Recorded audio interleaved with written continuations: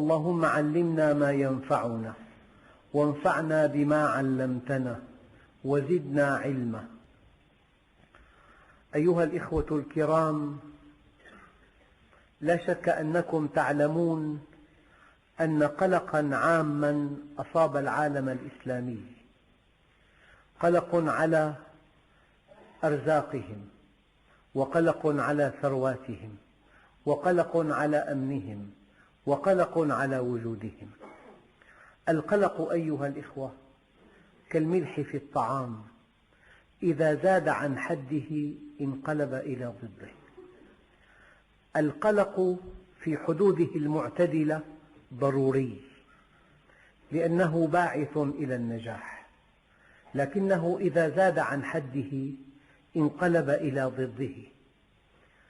فالقلق على الحاضر والمستقبل ضروري، ولكن في حدود، بحيث لا ينتهي هذا القلق بالإنسان إلى التعاسة والسوداوية والتشاؤم والشقاء.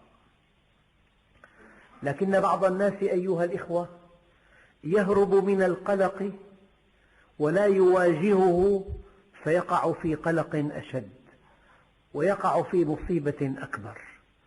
هذا شأن النعامة، تغمس رأسها في الرمل وتتجاهل الأخطار المحدقة بها. هناك من لا يقلق وهو ساذج، وهناك من يقلق وهو مبالغ، فالمبالغة في القلق تدمر الحياة النفسية، وترك القلق كليا سذاجة وبلاهة ما بعدها بلاهة. أيها الإخوة، من وسائل دفع القلق ألا تكلف نفسك فوق ما تستطيع، لا على مستواك الشخصي ولا على مستوى الأمة. فالذين يحملون أنفسهم هموما أكبر من إمكانياتهم وطاقاتهم وأكبر مما خصهم الله بها من قدرات، إنهم يدمرون أنفسهم. أيها الإخوة، كطرفة يروى أن أعرابيا كانت عنده أمة، فقيل له: هل تتمنى أن تذهب هذه الأمة وأن تكون خليفة المسلمين؟ قال: لا، لا والله. قيل له: لما؟ قال: أخشى أن تذهب الأمة ولا أكون خليفة المسلمين. عندك شيء حافظ عليه، ليس هناك من إنسان إلا وعنده قدر من النجاح ينبغي أن يلتفت إليه. ثانيا أيها الإخوة، من وسائل دفع القلق انظر إلى واقعك بعين الرضا، ارضى عن الله. يقول الله عز وجل: رضي الله عنهم ورضوا عنه. ارضى عن الله فيما أقامك، في كل ما أقامك، في كل الحظوظ التي منحك إياها. ارضى عن الله في واقعك، إن كان بالإمكان أن تحسن واقعك فافعل، أما إذا بذلت المستطاع ولك واقع لا تتجاوزه فارض به. رجل يطوف حول الكعبة يدعو ويقول: يا رب هل أنت راض عني؟ فكان وراءه الإمام الشافعي، قال: يا هذا، هل أنت راض عن الله حتى يرضى عنك؟ قال له: سبحان الله، كيف أرضى عن الله وأنا أتمنى رضاه؟ فقال الإمام الشافعي: إذا كان سرورك بالنقمة كسرورك بالنعمة فقد رضيت عن الله عز وجل. اقبل واقعك، اقبل إمكاناتك، اقبل من حولك، هؤلاء قدرك. الرضا يسبب السعادة ويبعد القلق. أيها الإخوة الكرام، لا تقسوا على أنفسكم، إن لنفسك عليك حقا، لا تحملها فوق ما تطيق. لا يعني أن تستسلم، ولا يعني أن تكون شقيا، هذا مما يدفع القلق. لكن هذا لا يمنع أن تكون طموحا.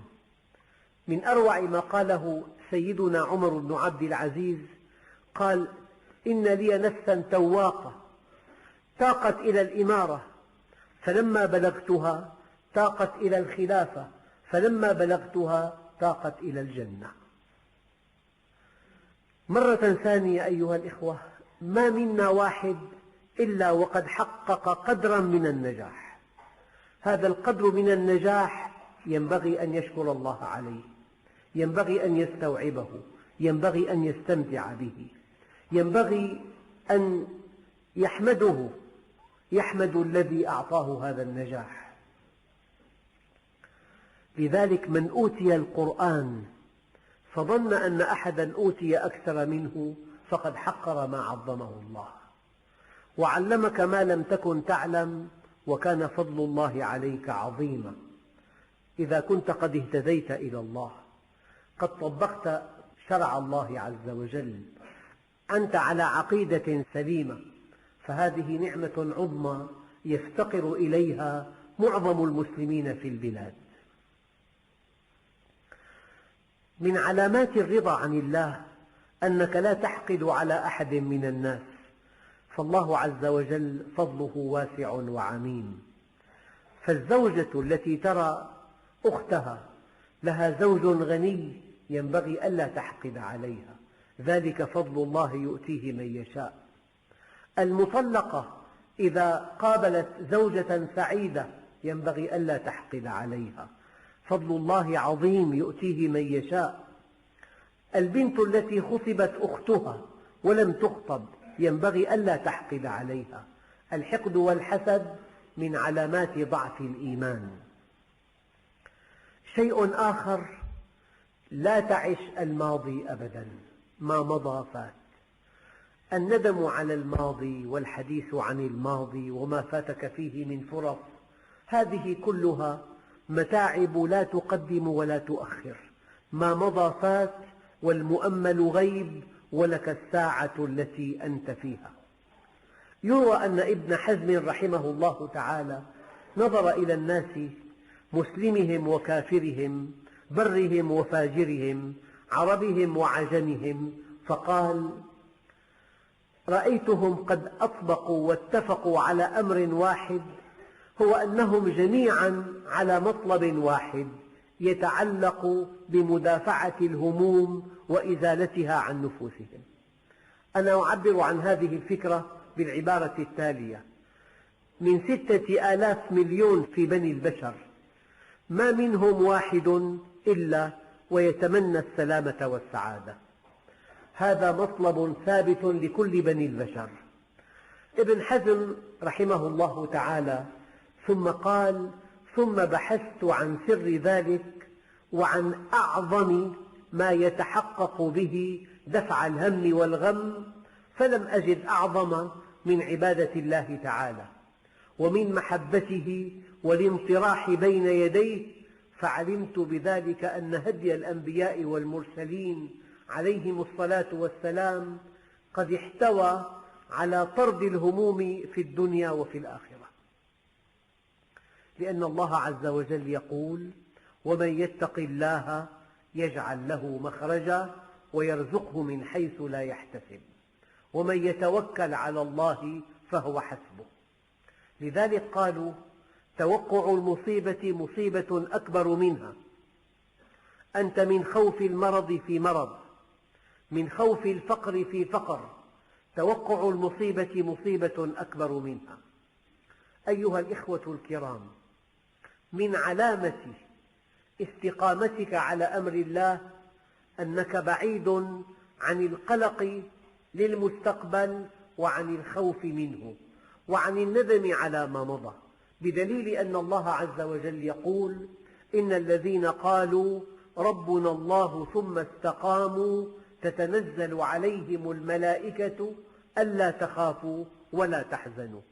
لا تخافوا من المستقبل ولا تحزنوا على الماضي.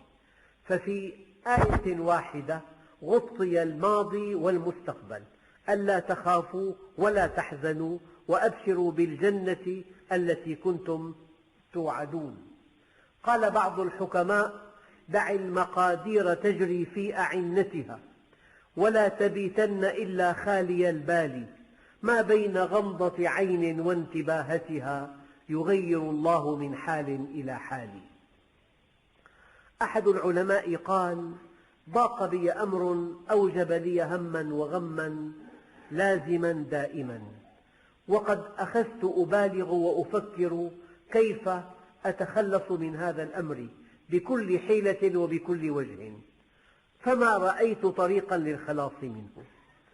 ثم عرضت لي الآية الكريمة: ومن يتق الله يجعل له مخرجا، فعلمت أن التقوى سبب للمخرج من كل هم وغم. أيها الإخوة الكرام، لو ألقينا نظرة سريعة على تاريخ هذه الأمة، لقد بلغت ذروة صعودها في قرون الخيرية التي أشار إليها النبي عليه الصلاة والسلام في قوله: خير القرون قرني ثم الذين يلونهم ثم الذين يلونهم. وقد بشر النبي عليه الصلاة والسلام أن الله سبحانه وتعالى لا يهلك هذه الأمة هلاك استئصال، ولكن هلاك ضعف، تضعف وتقوى، تكبو وتقف، تضعف وتقوى، تكبو وتقف. لذلك يقول عليه الصلاة والسلام: لا تزال طائفة من أمتي ظاهرين على الحق لا يضرهم من خالفهم أو خذلهم. ويقول عليه الصلاة والسلام: إن الله يبعث على رأس كل قرن من يجدد لهذه الأمة أمر دينها. أيها الإخوة، في أيام الأزمات الحالكات قد ينسى المسلم خصائص هذا الدين العظيم. هذا الإسلام أيها الإخوة الذي شرفنا الله به وأكرمنا به هو الدين الخاتم، هو آخر صلة بين السماء والأرض، هو المهيمن على جميع الديانات والرسالات. قل يا أيها الناس إني رسول الله إليكم جميعا وما أرسلناك إلا رحمة للعالمين. هذه الأمة التي ننتمي إليها تملك منهجا وحيدا صحيحا لم تمتد إليه يد البشر بالتزوير أو التحريف، وقد تكفل الله عز وجل بحفظ هذا الدين، وهذا الدين هو الوحيد القادر على إصلاح ما فسد في حياة البشرية جمعاء. هذه الأمة التي ننتمي إليها تمتلك المنهج الوحيد الذي له رصيد من التجربة.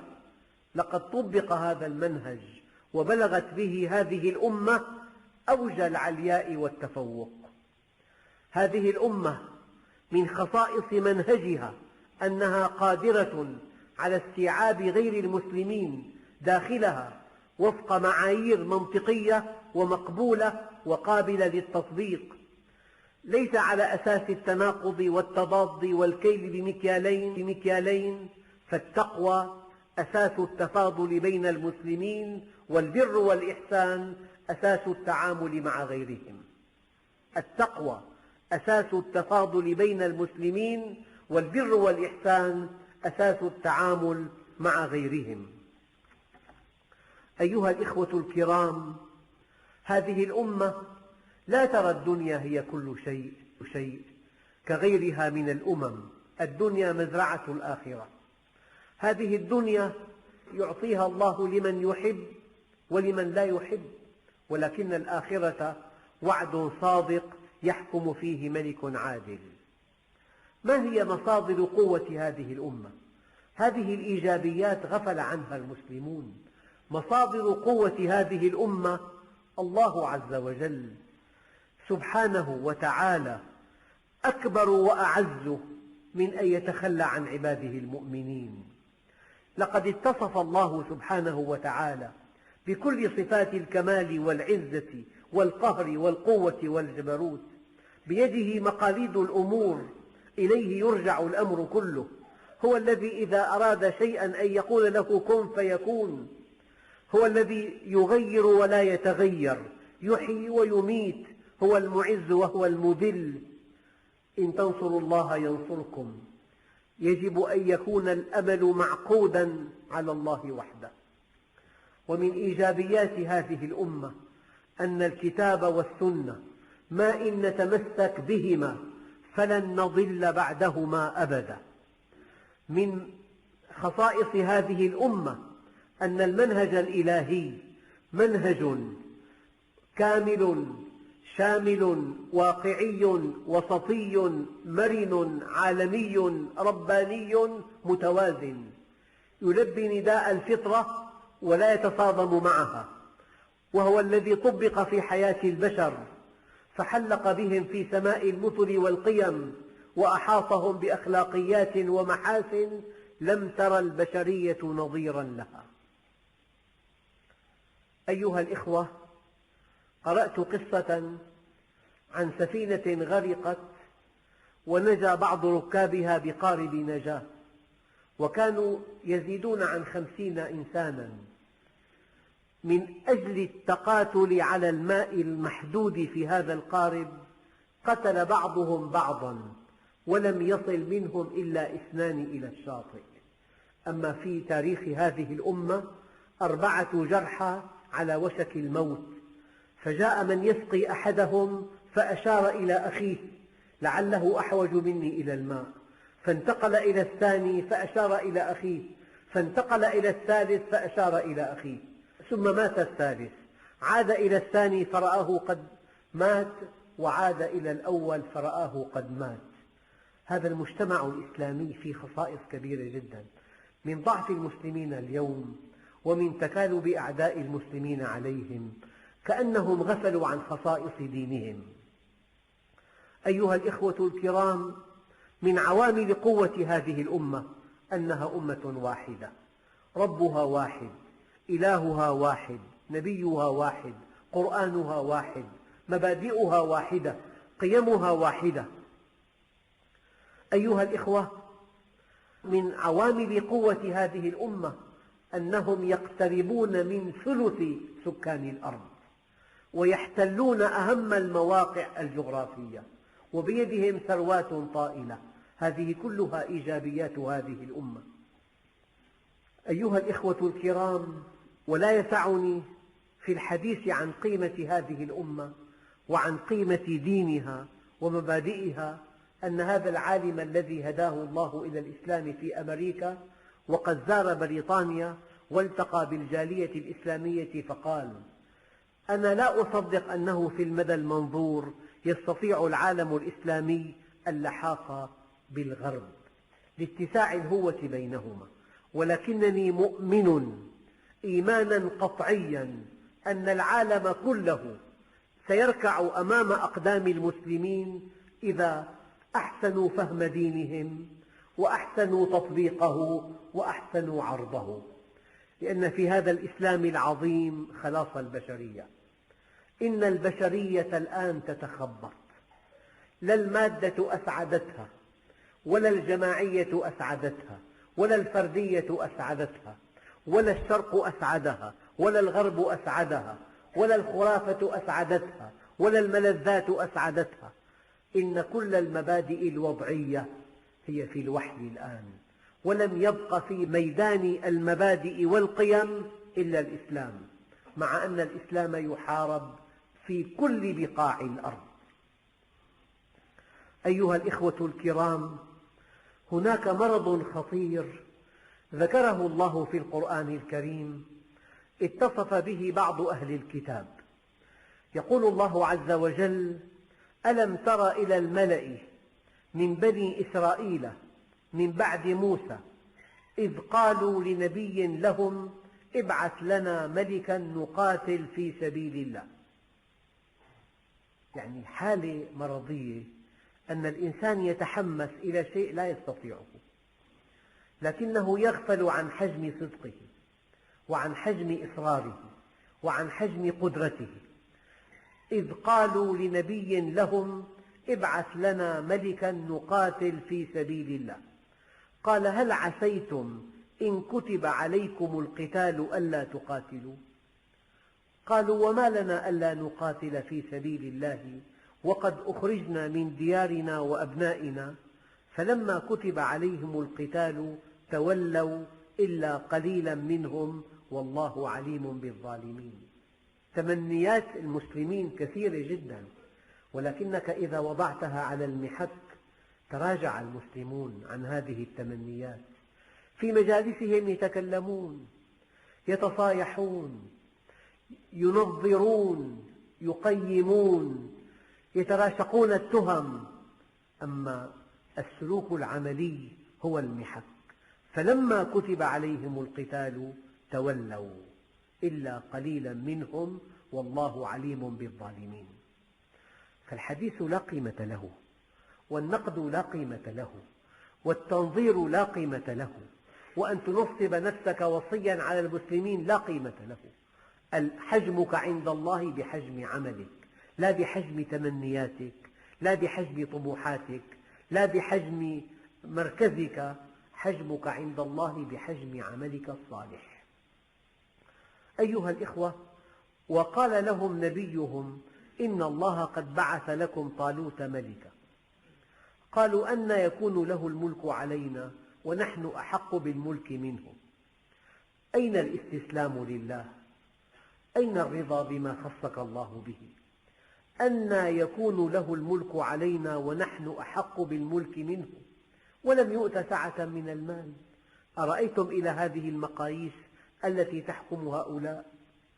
قال إن الله اصطفاه عليكم وزاده بسطة في العلم والجسم والله يؤتي ملكه من يشاء والله واسع عليم.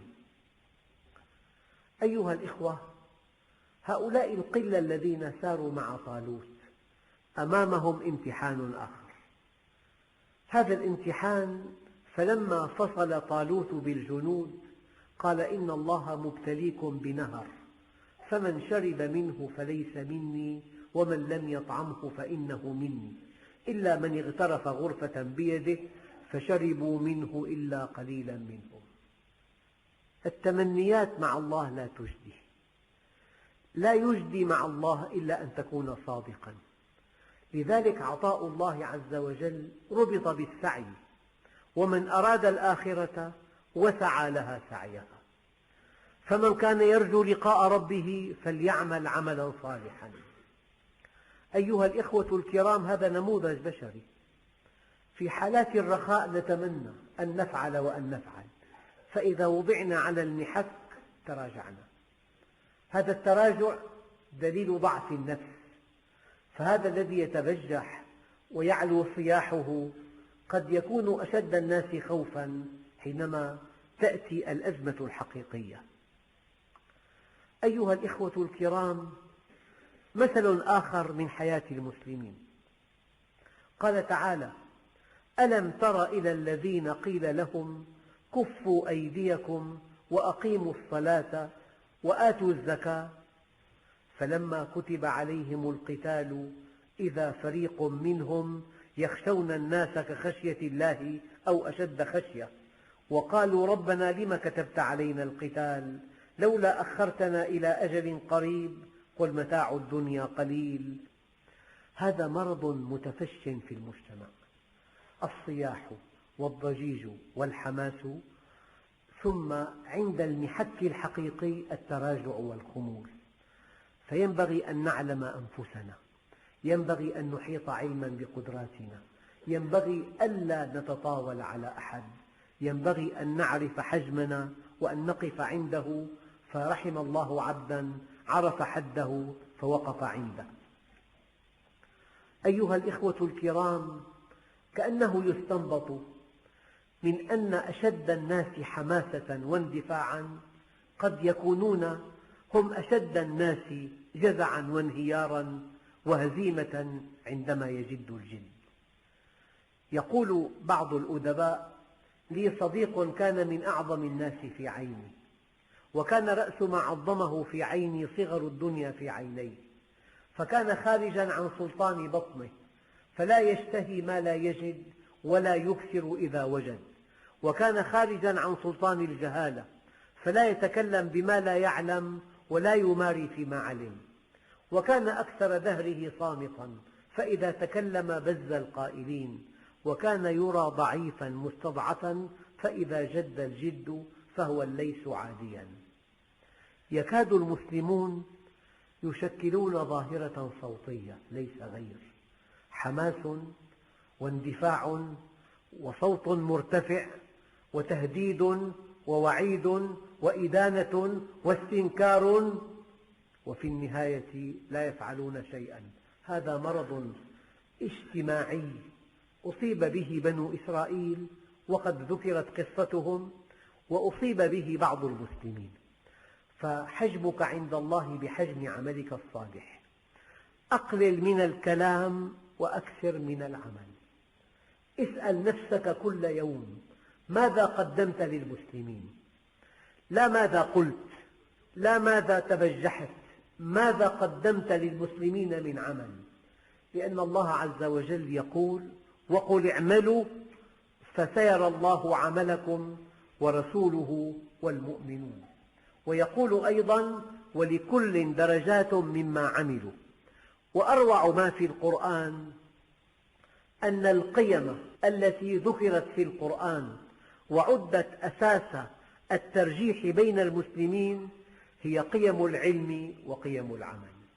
هل يستوي الذين يعلمون والذين لا يعلمون؟ يرفع الله الذين آمنوا منكم والذين أوتوا العلم درجات. ولأن العلم طريق للعمل الصالح، ثم يقول: ولكل درجات مما عملوا. فما لم نعتمد في حياتنا العلم والعمل لا يمكن أن نتفوق. وما لم يقيم الإنسان فقط بعلمه وعمله، لا بحسبه ولا بنسبه ولا بإنجازاته الموهومة، فلن يتقدم هذا المجتمع. أيها الإخوة الكرام، توجيه قرآني دقيق. يقول الله عز وجل: ولا تسبوا الذين يدعون من دون الله فيسبوا الله عدوا بغير علم، كذلك زينا لكل أمة عملهم ثم إلى ربهم مرجعهم فينبئهم بما كانوا يعملون. يعني أنت حينما تفعل شيئا ويسبب هذا الشيء متاعب لا حصر لها للمسلمين، أنت في النهاية ما فعلت شيئا، بل كنت سببا في إلحاق الأذى الشديد بالمسلمين. فهذا العمل غير المدروس وغير المؤصل بالأدلة الشرعية ربما سبب متاعب لا تعد ولا تحصى. أيها الإخوة الكرام، حاسبوا أنفسكم قبل أن تحاسبوا، وزنوا أعمالكم قبل أن توزن عليكم، واعلموا أن ملك الموت قد تخطانا إلى غيرنا وسيتخطى غيرنا إلينا، فلنتخذ حذرنا. الكيس من دان نفسه وعمل لما بعد الموت، والعاجز من أتبع نفسه هواها وتمنى على الله الأماني، والحمد لله رب العالمين.